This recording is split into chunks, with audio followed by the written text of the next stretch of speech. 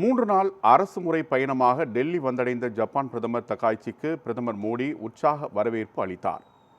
கடந்த ஆண்டு ஜப்பான் தலைநகர் டோக்கியோவில் நடைபெற்ற 15வது இந்தியா ஜப்பான் உச்சி மாநாட்டில் பிரதமர் மோடி பங்கேற்றார்.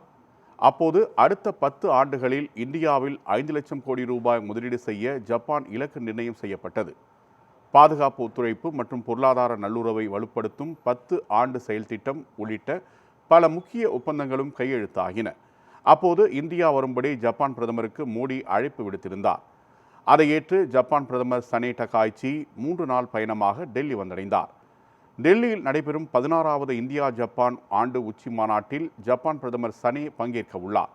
இந்த மாநாட்டில் பொருளாதாரம், வர்த்தகம், முதலீடு, பாதுகாப்பு உள்ளிட்ட துறைகளில் உறவை விரிவுபடுத்துவது குறித்து ஆலோசிக்கப்பட உள்ளது.